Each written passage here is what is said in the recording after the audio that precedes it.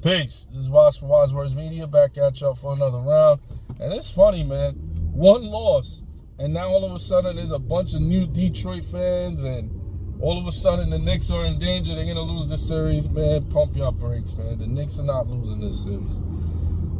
Nobody came into this series saying it was going to be a sweep. We all understood that Detroit was a tough team, young, talented team. And the Knicks they no longer have that grit that they had. They no longer are a grinded out team. They're more of a finesse team. And now Detroit has become that grinded out physical team that the Knicks once were. This series is showing us how much we miss Hartenstein. Hartenstein, that was a big loss. That guy was a wall. He comes in, he defends, he passes well, moved the ball around well, scored. Like that pick and roll with Jalen Brunson. I do miss him a lot. He's a big piece of why we lost our physical, our tough identity. But yeah, on that subject, man, Karl Anthony Towns, dude, I've spent all year defending you.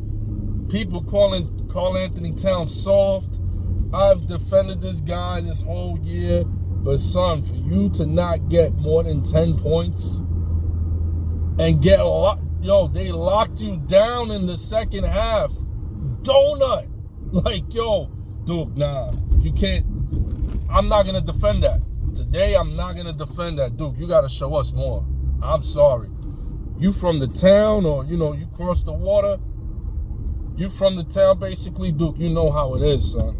You cannot play like that and not expect criticism. But he's too much of a talent. I expect him to bounce back and show a lot more passion, a lot more flair. He's going to bounce back. But, you can't get out-muscled, man. That's what's happening with this series. We're getting out-muscled. The physicality is just immense.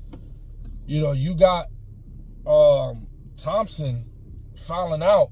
You got to take advantage of stuff like that. But, we beat ourselves, a lot of mistakes. I would like to see less hero ball from Jalen Brunson.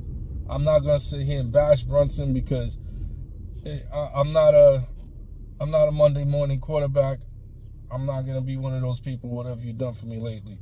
We love him when he scores playing hero ball, so I'm not going to scorch him for one night of being off on hero ball. But, let's mix the offense up around, man. Some pick and pops, pick and rolls, move the ball.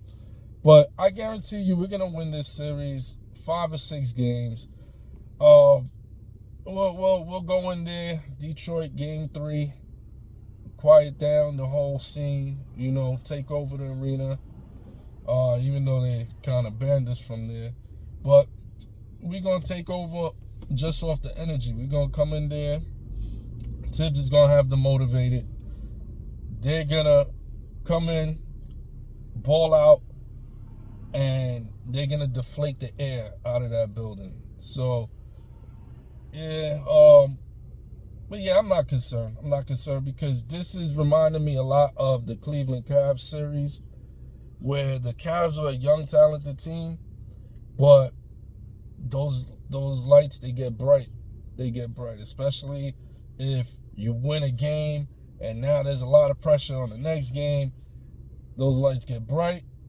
I don't believe they have any guy. Kate Cunningham is good, but I don't think he's at that level yet where he's going to take over a series and beat us.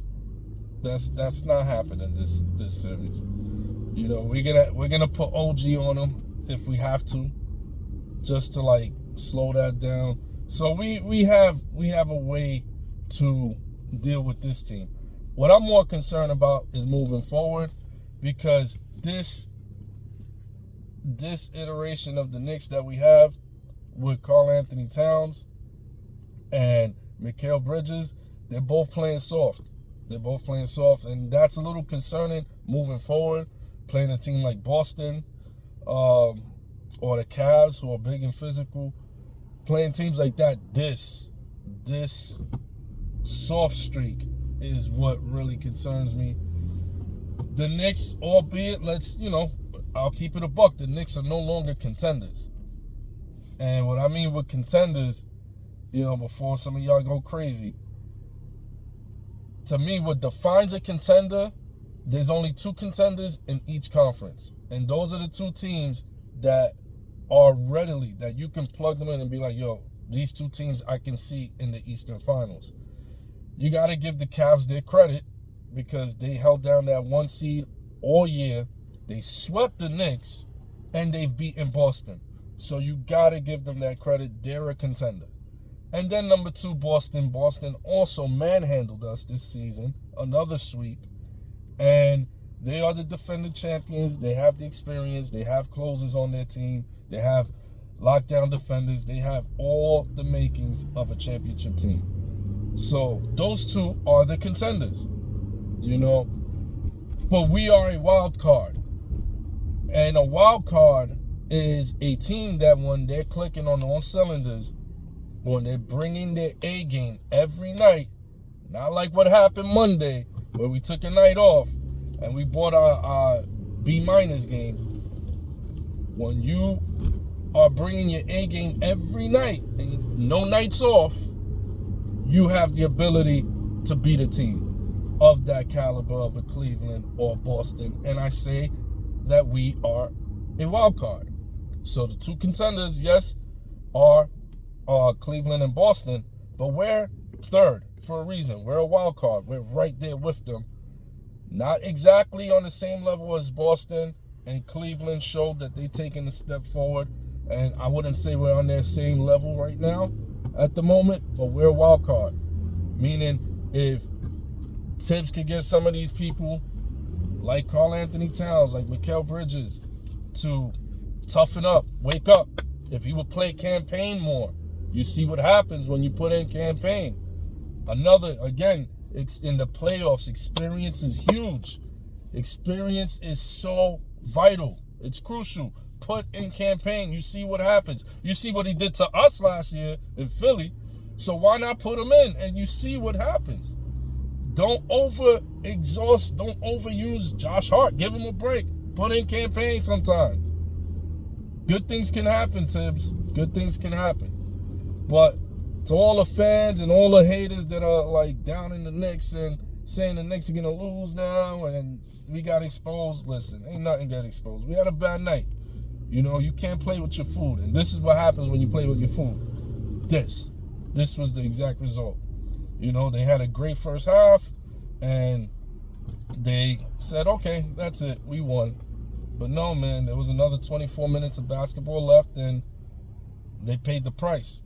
But I don't expect that going forward. As experienced as this team is, I don't expect that to be the case game 3 or 4.